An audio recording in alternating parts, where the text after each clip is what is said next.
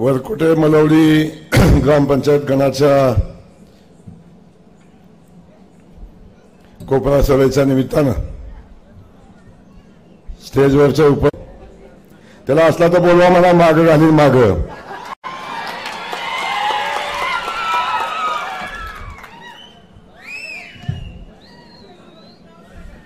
त्यामुळं या ठिकाणी आपल्या या निवडणुकीच्या प्रचाराच्या निमित्तानं आपण सगळेजण या ठिकाणी एवढ्या मोठ्या संख्येने जमलेला आहात.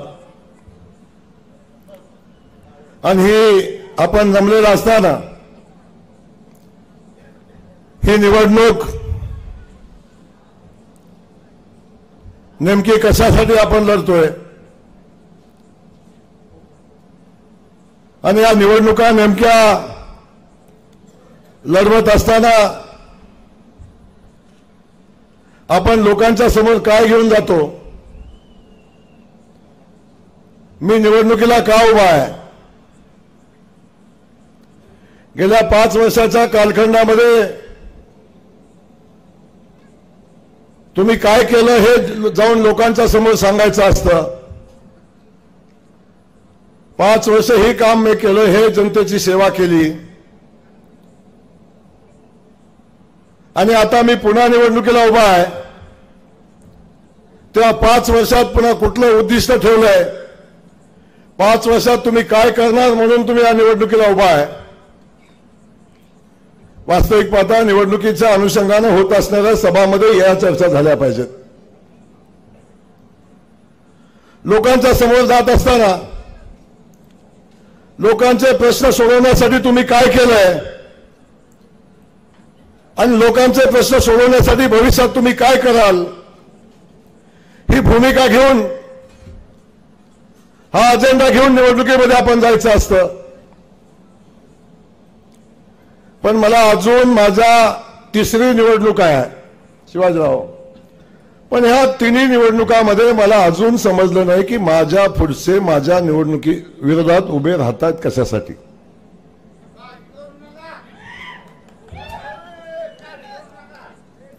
हे माझे हे लोक निवडणुकीला उभे राहतात कशासाठी हे अजूनपर्यंत कोणी मला सुटलं नाही. काल माझ्या विरोधात एक सभा झाली. कायमच सभा होतात. सभा झाल्यावर मला वाटलं काहीतरी पक्षाचा अजेंडा सांगतील, उमेदवाराचं काम सांगतील, भविष्यात काय करणारे सांगतील. या वरकुटे मलवडीच्या भागातल्या 22 गावांना पाणी देण्यासाठी योजनेचं काम आम्ही पुढे घेऊ जाऊ म्हणून सांगतील, काहीतरी सांगतील अशी अपेक्षा होती. पण काही नाही. एकच अजेंडा की जयकुमार गोरेला शिव्या देणं, जयकुमार गोरेला शिव्या शाप देणं, जयकुमार गोरेचा द्वेष करणं आणि जयकुमार गोरेला निवडणुकीत पराभव करण्यासाठी आम्ही एकत्र आलो एवढंच सांगणं. याच्या पलीकडचा कुठलाही अजेंडा यांचा नाही. याच्या पलीकडे कुठली भूमिका यांची नाही. यांचा उमेदवार निवडणुकीला उभा का राहिला हे यांना माहिती नाही. आज अखेर आतापर्यंत निवडणूक 4 दिवस राहिली. 4 दिवस निवडणूक राहिली तरी सुद्धा यांचं अजून मिटलं नाही. आकडं मिटलं नाही. ह्यो म्हणतोय माझं 1.5 गेलंय, तो म्हणतोय माझं 2 गेलं, तो म्हणतोय माझं 3.5 गेलं. अजून यांचं गणित मिटलं नाही. आज पण एक गणित रसून निघून गेला. जणू भाद्रपद महिन्यात जशी कळवण लागते ना,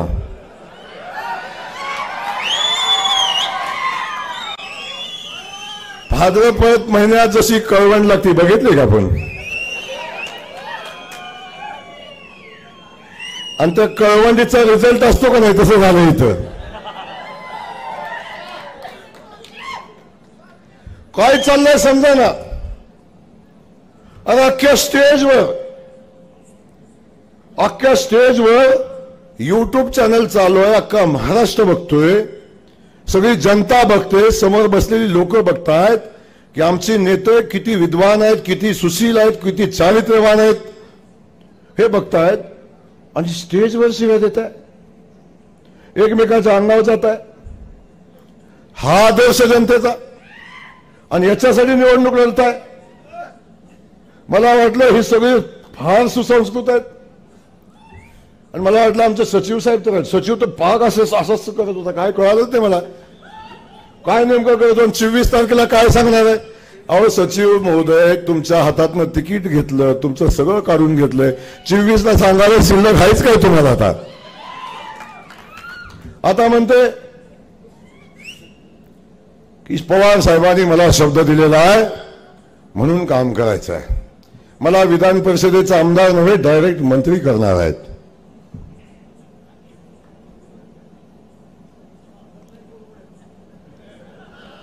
अजून म्हैस बाजारात पण नाही.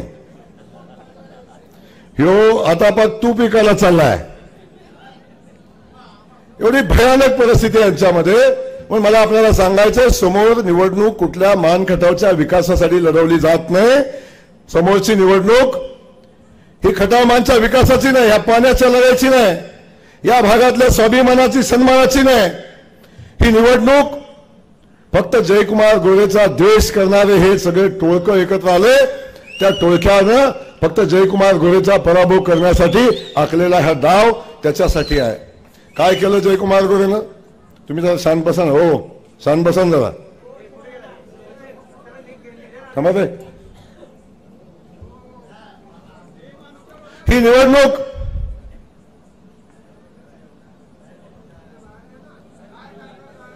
ही स्वाभिमानाची लढाई म्हणून सांगतात. ही निवडणूक मानगडामधली गुंडगिरी संपवण्यासाठी निवडणूक म्हणून सांगतात. माझ्या दृष्टीने ही निवडणूक खटाव मानच्या दुष्काळ मुक्तीची लढाईची अंतिम टप्प्यातली लढाई आहे. ही लढाई जेव्हा अंतिम टप्प्यामध्ये आलेली आहे, अरे बाबा राहू दे ना, काय चाललंय मला काही कळेना नाही.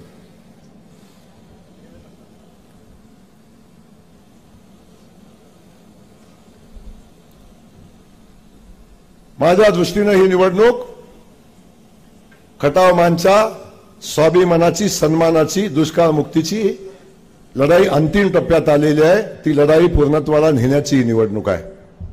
तुम्हाला सगळ्यांना आठवत असेल, जयकुमार गोरेनं प्रत्येक निवडणुकीत नवीन अजेंडा ठेवला, प्रत्येक निवडणुकीत नवीन उद्दिष्ट ठेवलं, आणि माझ्या जनतेला नवीन स्वप्न दाखवलं, आणि ते स्वप्न पूर्तीच्या दिशेनं वेडा होऊन काम केलं आणि त्या स्वप्नाची पूर्ती केली. पहिल्या निवडणुकीत सांगितलं उरमोडीचं पाणी घेऊन येईन, ते पाणी मी आणलं. दुसऱ्या निवडणुकीत सांगितलं ते पाणी मानखटावमध्ये मी घेऊन येईन, ते पाणी मानखटावमध्ये आलं. तिसऱ्या निवडणुकीत सांगितलं ह्या कुकुडवाडसह 16 गावाचा आणि आत्ताच्या 22 गावाचा, कलेडोन मायनीच्या 51 गावाचा पाण्याचा प्रश्न, पाण्याची योजना चालू करेन, मगच मी निवडणुकीत उभा राहीन. आज मी पाण्याची योजनेचं काम चालू करून निवडणुकीमध्ये उभा आहे. जिहे गटापूरचं पाणी माझ्या आंधळी धरणात आल्याशिवाय, मान नदीमध्ये आल्याशिवाय मी निवडणुकीला उभा राहणार नाही, हा शब्द जयकुमार गोरेनं दिला होता. त्या शब्दाची पूर्ती केली. पाणी जिहे गटापूरचं आलं, मान नदीमधनं पाणी वाहतंय. दुसरा शब्द मी दिला होता, आणि परवा तुमचा तो विद्वान सचिव पत्रकार परिषदेत सांगत होता, या 32 गावांना पाणी देणार होता, कुठे आहे पाणी? अरे प्रभाकर देशमुख साहेब, जा आणि संभोखडमध्ये जाऊन त्या पाण्यात आंघोळ करून या आणि सांगा संभोखडमध्ये पाणी चालू आहे आता. अरे परमेश्वर या जयकुमार गोरेच्या पाठीशी आहे. माझ्या या जनतेचा आशीर्वाद जयकुमार गोरेच्या पाठीशी आहे. जो जो शब्द या जयकुमार गोरेनं तोंडातून काढला, किती संकट आली, किती अडचणी आणल्या, काही घडलं, तरी सुद्धा परमेश्वरानं जयकुमार गोरेची परीक्षा बघितली.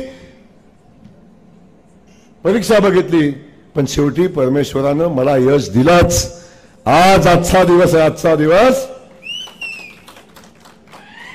दिवस आहे. काल रात्री पंप चालू झाले, पाणी मार्डीमध्ये पोहोचलं, मार्डीमध्ये, आणि पाणी संभूखेडमध्ये पोहोचले. आता संभूखेडमध्ये या मातीतल्या अवलादीने पाणी जेव्हा त्या संभूखेडमध्ये गेला, अजून पाऊस पडला नाही शिवाजीराव, अजून त्या भागात पाऊस पडला नाही, जनता मला येऊन टाहो बोलते, भाऊ आता पाईपलाईन आली, पाण्याची वाट बघतोय, पाणी सोडा. आणि हे आज पाणी सोडलं तेव्हा यांनी आचारसंहिता भंगाची कंप्लेंट केली. या अवलादी या मान खटावच्या मातीतल्या आहेत. आणि या मातीत पाणी सुटताना आनंदोत्सव साजरा व्हायला पाहिजे. या मातीत पाणी सुटताना त्या पाण्याचं स्वागत केलं पाहिजे. या मातीत पाणी येताना त्या पाण्याचं कौतुक केलं पाहिजे. हे कौतुक न करता हे पाणी बंद करण्यासाठी जे माणसं प्रयत्न करतात त्या अवलादी निवडणुकीत मतं मागायला येतात आणि त्या सांगतात की आम्ही मानखटाचा विकास करायला आलोय. कसला विकास करताय? अरे पाठीमागच्या निवडणुकीत या 16 गावांना शब्द दिला होता तुम्हाला. या तुमच्या योजनेचं काम चालू झाल्याशिवाय मी निवडणुकीला उभा राहणार नाही हा शब्द पूर्ण केला आणि जयकुमार गोरे या निवडणुकीच्या मैदानात परत आला. 24/7 जयकुमार गोरेने काम केलं. ह्या सगळ्या पाणी योजना पूर्णत्वाला आणल्या. आज या 52 गावाचं काम चालू झालं, 1.5 वर्षात पूर्ण होईल. 1.5 वर्षात माझ्या वरकुटे मलवडीच्या शेतकऱ्याच्या शेतामध्ये पाणी येईल, माझ्या बनगरवाडीच्या शेतकऱ्यांच्या शेतामध्ये पाणी येईल, माझ्या सेनवडीच्या शेतकऱ्याच्या शेतामध्ये पाणी येईल, माझ्या कुकुडवाडच्या शेतकऱ्याच्या शेतामध्ये पाणी येईल. आणि हे पाणी इथे येत असताना पाण्याचं कौतुक नाही ना, पाणी आल्याचं दुःख आहे. पाणी आल्याचं दुःख आहे. हे मान खटावचा स्वाभिमान सन्मान अस्मिता बोलून हे निवडणुकीमध्ये भाषण करतायत. पाण्याच्या प्रश्नावर भाषण नाही. म्हणजे हे मध्ये पवारसाहेबांना आधीच आणलं होतं पाणी. हे म्हणजे पवारसाहेबांनी आधीच आणलं होतं. पाण्याची मंजुरी 19 सालची आहे आणि पवारसाहेबांनी आधीच आणलं होतं पाणी. हे याच्या घरात जे जे घडलं त्यांचा काय घडलं ना सांगायला काय नसलं की ते पवारसाहेबांनी केलंय. पुढचं बी सांगू नका पवारसाहेबांनी केलंय. ही सगळी माणसं द्वेषाने पसरलेली आहेत. अरे लोकांची सेवा जयकुमार गोरेनं केली. तुम्हाला एवढा माझा द्वेष होता, पवार साहेबांना असेल, रामराजे साहेबांना असेल, या सगळ्या लोकांना माझा जर एवढा द्वेष होता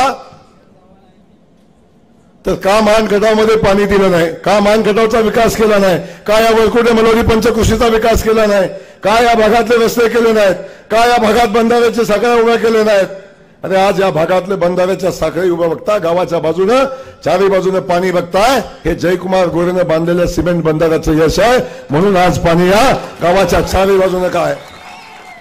आज जे नेते मोठ्या मोठ्या गप्पा सांगतात, गावातले 2-2 आमदारकीचे उमेदवार आहे म्हणून तुम्ही सांगता. अरे गावामध्ये गेला तर स्मशानभूमीमध्ये बसायला जागा नाही. लाज वाटली पाहिजे तुम्हाला. तुम्ही राजकारणाचा तालुक्याचा हिशोब मला सांगता. गावात गेला तर स्मशानभूमीमध्ये बसायला जागा नाही. हे राजकारण आपल्याला शिकवतात.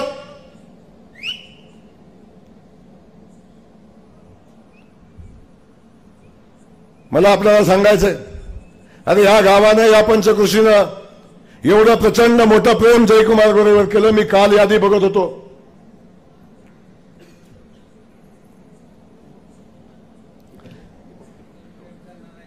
काल मी यादी बघत होतो निवडणुकीच्या निकालाची. मी 2014चा निवडणुकीचा निकाल बघितला. वरकोटी मलवडी मधला एक गडी खटावात गेला की सांगतो मी खटावचा आहे, वरकोटीवर आला की सांगतो मी माणसा आहे. या वरकुटे मलवडी गावात निवडणुकीला विधानसभेला उभं राहिले ना, 335 मताचं लीड होतं या गावानं दिलं होतं. या गावानं एवढं प्रेम माझ्यावर ठेवले, या पंचकृषीने एवढं प्रेम माझ्यावर केलंय, एवढं प्रेम केलंय. या प्रेमातनं उतराय व्हायचा मी मनापासूनचा प्रयत्न केला. अरे माझी वानर सेना आहे रे, माझ्याकडे नाही नेते, नाही माझ्याकडे नेते, नाही माझ्याकडे पैसेवालं कोण, नाही माझ्याकडे शक्तीवालं कोण. अरे प्रभू श्रीरामानं रावणाची लंका वानरांना घेऊन जाळली.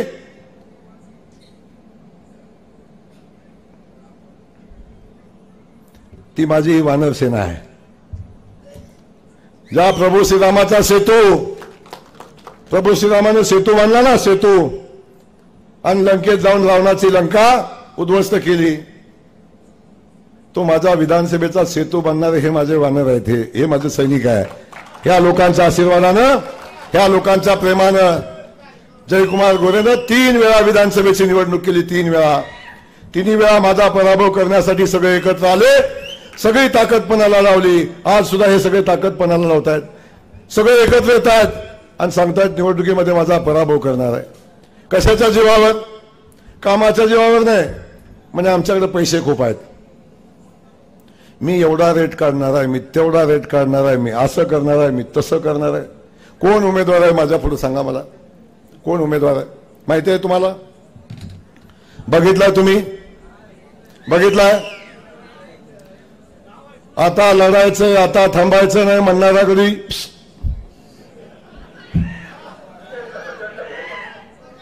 आता माघार नाही म्हणणारा कधी? गायब. आता म्हणे कुकुडात गटातनं लीड देणार आहे. आता 5,000 मताचं लीड का 10,000चं माहिती नाही. आता वातावरण तालुक्यातलं बदललेलं आहे, आमदाराच्या विरोधात वातावरण आहे. आता तुम्ही काळजी करू नका, मी लीड देणार आहे. आम्ही दोघं मिळून असं काय काय आहे सांगितलेलं आहे. आणि ते बिचारं गणित करते. कुकुडवाडीचं 5,000, गोंदवल्याचं 5,000, मसवडचं 3,000. गोंदवल्यावाला म्हणतोय मारलीचं 4,000.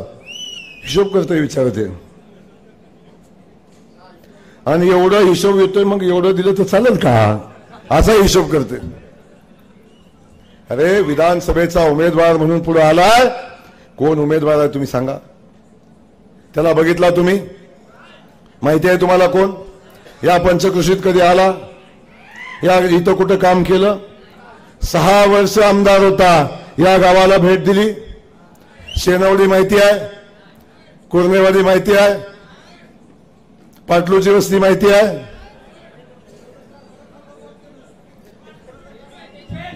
जरा शांत बसणार. हे सगळं आपण बघितलं. असा उमेदवार आपल्या समोर आलाय ज्याला काही माहिती नाही, फक्त उभा राहिलाय. का? इथं पाणी देण्यासाठी नाही आहे. मसवडची MIDC उभी राहावी म्हणून नाही आहे. का उभा आहे? म्हणजे 2009ला खटाव तालुका वेगळा होणार आहे. 2029ला खटाव तालुका वेगळा होणार आहे. आणि तो वेगळा झाला की माझ्या मुलीचं आत्ताच लग्न झालंय, माझ्या जावयाला आमदार करायचंय, त्याच्यासाठी ग्राउंड तयार करायचंय म्हणून मी उभा आहे. मला माहिती आहे या निवडणुकीत माझा पराभव होणार आहे, पण तरी पण मी निवडणुकीला उभा आहे. माझ्या जावयाला वाट करून द्यायची आहे आमदार होण्यासाठी. मला सांगा, एवढा महान सासरा कुठे बघितला का तुम्ही? एवढा महान सासरा कोणी बघितला का? म्हणजे ज्याला आपल्या जावयाला उमेदवार आमदारकी देण्यासाठी हा बहादर निवडणुकीला उभा राहायला पडणार माहिती आहे, पण ग्राउंड तयार करायला आणि ही गेली त्याच्या मागे फिरतात त्याला आमदार करायला. ते सांगतात की मी पडणार आहे आणि हे म्हणतात की मी तुम्हाला आमदार करणार आहे. मला कळणार झालं नेमकं गणितच सुटणार. म्हणून ते वरकुटात परवा भांडण झाली की नाही त्याचाच परिणाम होता. कुणाला काय कळणारच, कोण काय म्हणतंय, कुणाला काय बोलायचंय. तेव्हा समजून घ्या, अशी माणसं उभी आहेत, यांचा अजेंडा आहे. हा अध्यक्ष काय म्हणतो? जयकुमार गोरेनं 15 वर्षात काय केलं? आता तुम्हाला माहिती आहे काय केलं 15 वर्षात, पण तुम्हाला सांगू का 15 वर्षात काय केलं? काय म्हणले? मी लोकांच्या हाताला काम दिलं, मी साखर कारखाना उभा केला. आता कारखाना उभा केला, कारखान्याचं लायसन मी आमदार व्हायच्या आधी 10 वर्ष होतं आणि मी आमदार झाल्यावर 8 वर्षांनी कारखाना झाला. 18 वर्ष कारखाना का नाही झाला? कारखाना 18 वर्ष का नाही झाला? आता कारखाना झाला तो तुम्ही नाही केला, तुम्ही नाही केला कारखाना. कारखाना या जयकुमार गोरेने तुझा उभा केला. म्हणा तुझा कारखाना जयकुमार गोरेने उभा केला. जर जयकुमार गोरेनं पाणी आणलं नसतं, जर जयकुमार गोरेनं पाणी आणलं नसतं, ऊसाची शेती झाली नसती, माझ्या शेतकरी बांधवांना ऊस लावला नसता, तर घारगे साहेब तुमचा कारखाना उभा राहिला असता का? राहिला असता. आणि जर राहिला असता तरी मग त्यात काय कुसळ घातली असती का?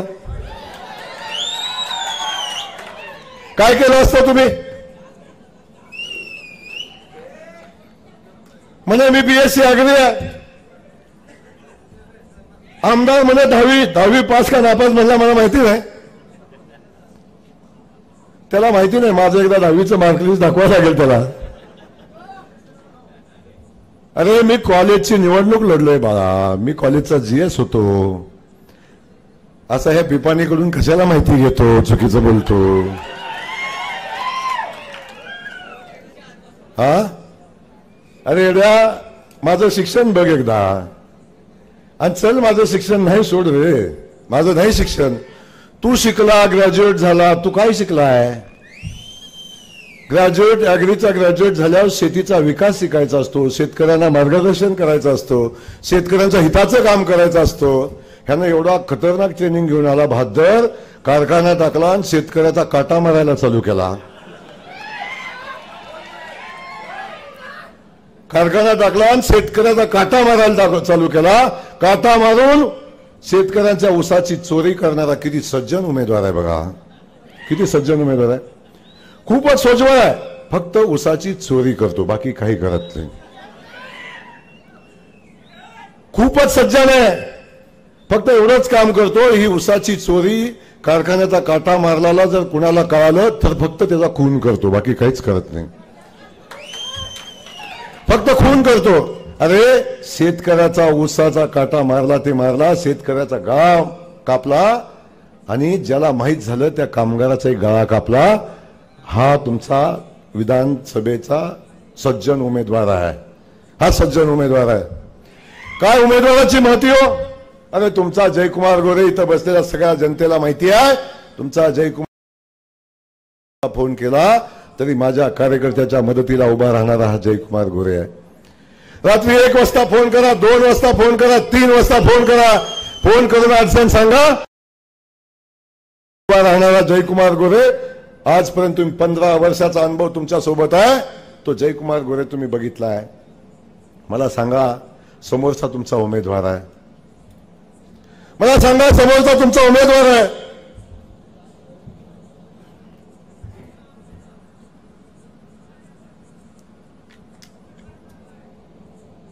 त्याला फोन कुठे लावणार?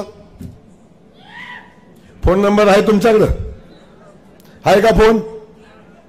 मग फोन नंबर जर आला मिळाला तुमच्याकडं तर समजा रात्री 1 वाजता फोन केला, घ्यायला शुद्धीत तर पाहिजे.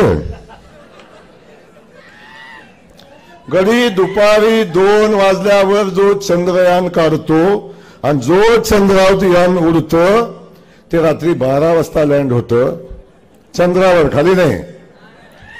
आणि ते 12 वाजता लँड झालेलं पुन्हा खाली उतरायला सकाळच्या 11 वाजतात.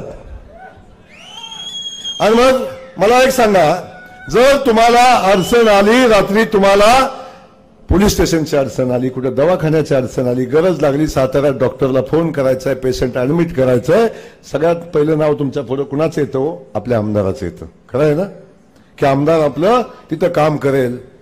आता तुम्ही सांगा रात्री कसा फोन करणार, कुठं फोन करणार? तुम्हाला रात्री फोन केला तर करायला लागेल, चांद मामा आमचे आमदार साहेब आहेत का तिकडे?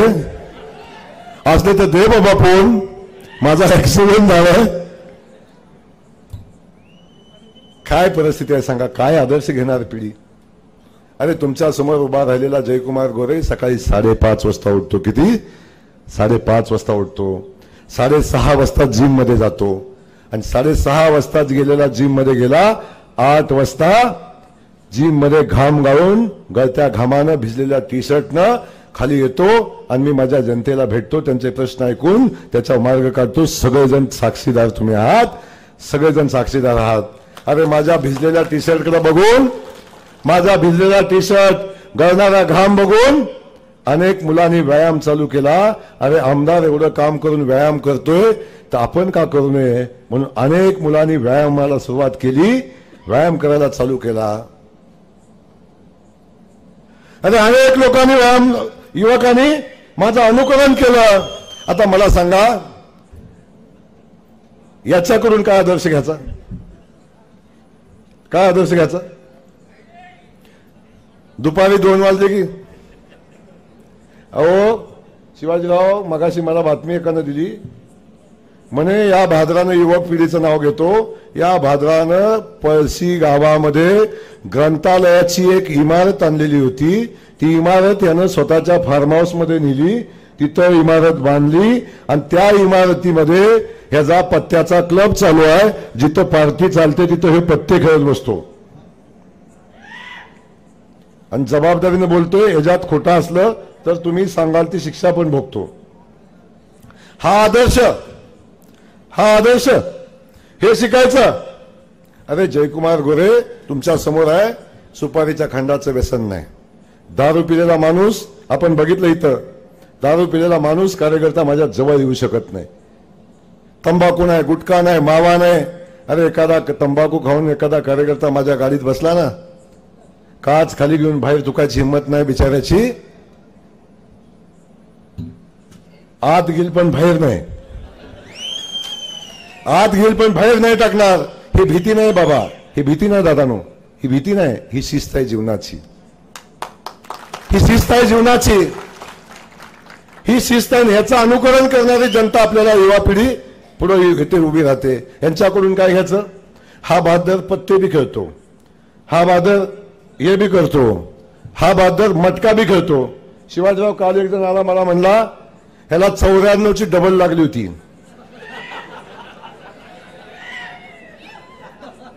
94ची डबल लागली होती. पैसे बी झालं 94 लाख रुपये असणारच मिळावं का?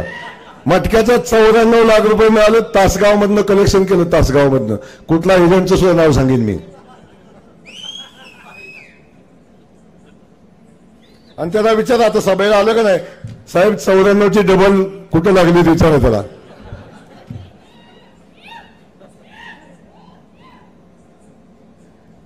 काय आदर्श घेणार? मटका खेळायचा, गुटखा खेळायचा, दारू प्यायचा, जुगार खेळायचा, काय आदर्श घेणार? काय पिढी घडवणार तुम्ही? हा उमेदवार मानखटावच्या मातीतला. म्हणून मला आपल्याला सांगायचंय, हा मानखटावचा इथं आणायला, दुष्काळ मुक्तीकडे न्यायला 15 वर्ष आपण संघर्ष केला बाबांनो. जे कटापूरचं पाणी आणलं, उरमोडीचं पाणी आणलं, तारीचं पाणी आणलं, हे टेंबोचं पाणी घेऊन आलो आपण. हे काम 1.5 वर्षात कंप्लीट करायचं आहे. या मसवडच्या माळावर आपण एक भव्य अशी MIDCची मान्यता आणली. दिल्ली बेंगलोर कॉरिडॉर मध्ये ही MIDC आहे. 4च MIDC आहेत, त्यातली ही MIDC आहे. ती MIDC आपल्याला उभी करायची आहे. हजारो युवकांच्या हाताला काम आपल्याला द्यायचंय. म्हणून आपण निवडणुकीला उभा आहे. हे का निवडणुकीला उभा आहेत? काही ना द्वेषानं पचडलेले आहेत. एवढंच आहे की जयकुमार गोरे कोणापुढे झुकत नाही, जयकुमार गोरे कोणापुढे वाकत नाही, बारामतीला मुजरा घालत नाही, म्हणून हे माझा द्वेष करतात. अरे हा जयकुमार गोरे 15 वर्ष झालं विधानसभेचा सदस्य, आमदार आहे. कधीही कुणाला तिकीट मागायला गेलेला नाही. स्वाभिमानानं, सन्मानानं या मातीचा स्वाभिमान वाढवण्याचं काम केलं. आपण सगळे साक्षीला आहे. पहिल्या वर्षी तिकीट मागितलंच नाही, अपक्ष उभा राहिलो. दुसऱ्या वर्षी काँग्रेसनं तिकीट दिलं.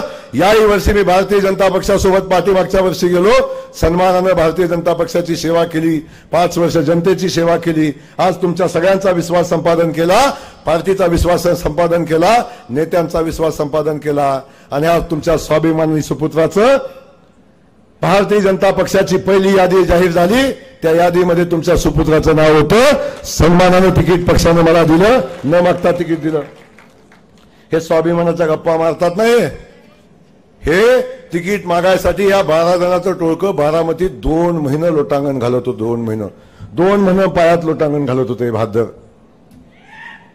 2 महिने.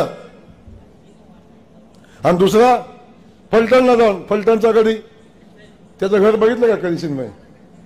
शिवाजीराव गेलता तुम्ही, तुम्हाला माहिती आहे. ह्यो गडी खुर्चीवर बसतो, पुढे हे गडी पोत्या वाजतात. हे गडी पोत्या वाजतात. आणि हे का नाही बाबा लगीन काय म्हणतात ते, कुठलं दिनचांगडीच्या बाबा लगीन आहे का नाही. हे गडी खुर्चीवर, महाराज खुर्चीवर, हे पुढं. आणि काय म्हणतात ते, Maharaj ticket, Maharaj ticket, Maharaj ticket, बाबा लगीन. हे स्वाभिमान शिकवतात मला. हे खटाव माणसे स्वाभिमानी. अरे हा स्वाभिमानी सुपुत्र तिकीट तर घेऊन आला, सन्मानाची लढाई लढला आणि बारामतीकर सांगत होते पाणी मिळणार नाही, पाणी नाही तर द्यायचं कुठनं. हा फलटणकर सांगत होता पृथ्वीच्या अंतापर्यंत पाणी येणार नाही. मी एकदा म्हणलं शिवाजीराव पृथ्वीचा तर अंत झालाच नाही, पण रामराजे तुमचा अंत व्हायच्या आत मी पाणी आणलं. माझं काय चुकलो, काय चुकीचं बोललो? एवढं लागलं तुमच्या गड्याला, एवढं लागलं म्हणजे रामराजे साहेबांचा अवमान केला, एवढा अहंकारी आमदार आहे का रे बाबा? तुझ्या मातीत पाणी येणार नाही पृथ्वीच्या अंतापर्यंत म्हणला, त्याला मी तुझ्या अंताच्या पूर्वी पाणी आणलं एवढंच म्हणलो तर तुझा अहंकार जागा झाला, तुझी अस्मिता जागी झाली, तुला वाईट वाटलं. ही असली माणसं. म्हणून मी तुम्हाला सांगतो ही लढाई तुमच्या माझ्या अस्तित्वाची लढाई आहे. ही लढाई तुमच्या माझ्या स्वाभिमानाची आहे. ही लढाई सामान्य माणसाची लढाई आहे. एका बाजूला सामान्य माणूस आणि दुसऱ्या बाजूला हे नेते. ही लढाई नेते विरुद्ध जनता आहे. ही लढाई दुष्काळ मुक्तीच्या लढाईची आहे. ह्या कलेडोनसह आणि कुकुडवाडसह 52 गावाच्या पाण्याची आहे. आणि या लढाईमध्ये तुमच्या सगळ्यांची साथ मला अपेक्षित आहे. कोण काय म्हणतं सोडून द्या. कोण मला परवा दिवशी कालच्या सभेत मला कोण म्हणलं, म्हणे काहीतरी म्हणला ते माजलेलं बोकड आहे आणि त्याला 20 तारखेला कापायचं आहे. माजलेला बोकडाचा वापर काय असतो माहिती आहे ना त्याला?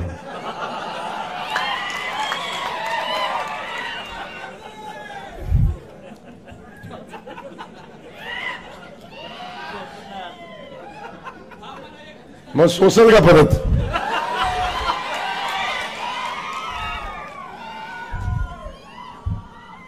अरे तुझी अवकात किती, तू बोलतोस किती? तू ये बर, नाही तर मी येतो तुझ्या घरी. चल बर, बघू तुझा दम.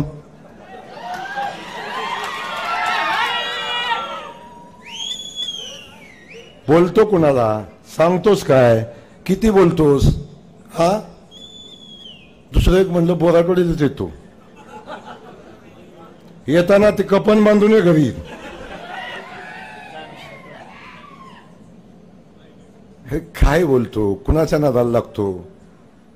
तुला अजून गोरे कळालीच नाही. ते फक्त पवार साहेबांना कळालेत बाबा. ते रामराजेला कळाले. ते येते का बरं इकडं? ते म्हणते लढण मरा, लढण मरा, लागलं तर पाठवतो खाल्लं पण तुम्हीच मरा. दिले दानाला आणि बसले खाली आणि लागले नाचायला बाबा लगीन. अरे काय आहे? किती त्या आमदारकीचं छीत हो केलं, किती आमदारकीचं तिकिटाचं छीत हो केलं. लाज वाटली पाहिजे, शरम वाटली पाहिजे ना.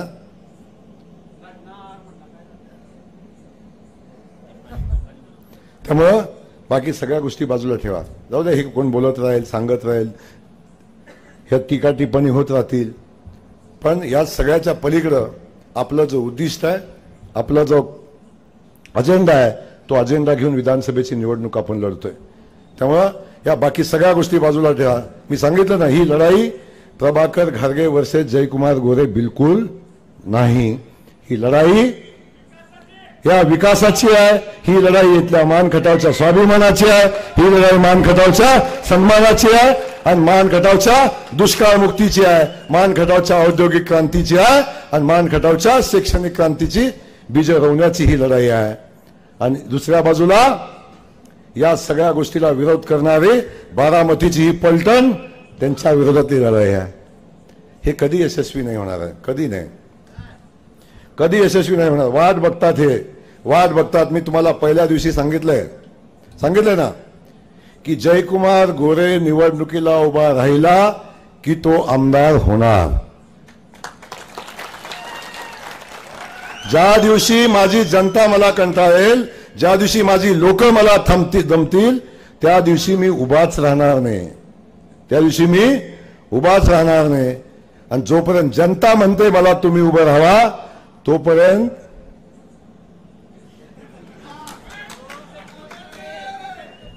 काही फरक पडत नाही. किती आले आणि किती गेले तर काही फरक पडत नाही. सगळ्यांनी फिल्डिंग लावली मला माहिती आहे. फलटणवाले, सातारवाले, कराडवाले आणि सगळ्यांनी फिल्डिंग लावलेली आहे मला हरवायची. अरे तुम्ही मला हरवू शकता, माझ्या मातीला नाही हरवू शकत, माझ्या खटावमांच्या जनतेला नाही हरवू शकत. ही लढाई माझी नाहीच आहे, ही जनतेची लढाई आहे आणि ही जनतेनं ताब्यात घेतली. बघा ही लोक आहे ना, मी तिसरी सभा आहे माझी, तिसरी सभा आहे. प्रत्येक सभेला माणसाला गोळा करून करून सिद्धेश्वर कुरोलीत माणसं नेली, गोळा करून नेली, तरी सुद्धा जमलं नाही. हे प्रेम आहे जनतेचं, हा आशीर्वाद आहे जनतेचा. म्हणून मला तुम्हाला एवढंच सांगायचंय, हा जयकुमार गोरे तुमचा आहे. 24/7 तुमच्यासाठी काम केलंय. कधी आईचा विचार केला नाही, कधी बापाचा विचार केला नाही, कधी बायकोचा विचार केला नाही, कधी मुलांचा विचार केला नाही. 24 तास माझ्या मान खटवल्याच्या जनतेला कुटुंब मानून मी सेवा केली. कधी घरचा विचार न करता रात्रंदिवस पाण्याच्या प्रश्नासाठी लढाई केली. या 32 गावाला पाणी मिळावं म्हणून हा जयकुमार गोरे रात्री 1 वाजता घरी गेला तरी जाताना साईडवर जातो, कॅनलवर जातो आणि काम कुठपर्यंत आलंय बघतो. माझ्या आयुष्यातलं किमान 1 वर्ष मी कॅनलवर काढलोय फिरून, या कॅनलवरनं त्या कॅनलवर, त्या कॅनलवरनं त्या कॅनलवर. माझा इथं उभे राहिलेल्या उमेदवाराला सवाल आहे, तू एकदा उरमोडी कुठनं आली सांग, एकदा टेंबू कुठनं आली सांग, एकदा टेंबूच्या लाभ क्षेत्रातील गावाची नावं सांग, एकदा झे कटापूर कुठनं आलंय ते सांग, एकदा बोगदा कुठनं आलाय ते सांग. तू मला विचारतोस 15 वर्षात काय केलं.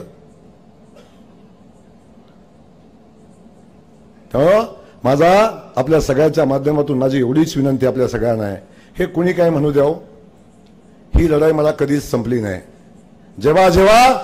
जेव्हा कोणी विकासाची लढाई केली, जेव्हा जनहिताची लढाई कोणी उभी केली, तेव्हा त्याला संघर्ष करायला लागला. राजा छत्रपती शिवाजी महाराजांनाही संघर्ष चुकला नाही. डॉक्टर बाबासाहेब आंबेडकरांना संघर्ष चुकला नाही. महात्मा फुले सावित्रीबाईला संघर्ष चुकला नाही. माझ्या अहिल्या देवीला संघर्ष चुकला नाही. मी तर त्यांच्या पायाची धूळ आहे. मी जेव्हा हा संघर्ष पुढे घेऊन चाललोय तेव्हा माझं तरी बरं कुणाला वाटणार आहे, नाही वाटणार बरं. या खटावमांच्या मातीत पाणी आणताना बारामती करायला बरं वाटेल, फलटणवाल्याला बरं वाटेल, नाही कोणाला बरं वाटणार आहे. पण तुम्ही चिंता नको करू, तुमच्यासाठी किती वार या जयकुमार गोरेवर आलं तरी हा जयकुमार गोरे डगणार नाही, थांबणार नाही. काळजी करू नका. फक्त गरज आहे तुमच्या आशीर्वादाची. फक्त आशीर्वाद सोबत राहू द्या. असे किती येऊ द्या, एकटा बास. असे किती येऊ द्या, एकटा बास आहे. फक्त तुमच्या आशीर्वादाची गरज आहे. ते आशीर्वाद 20 तारखेला तुम्ही द्या. कोण बोकड कापते का कोण बोकड आणते बघू आता. फक्त व्यासलीन घेऊन तयार राहा.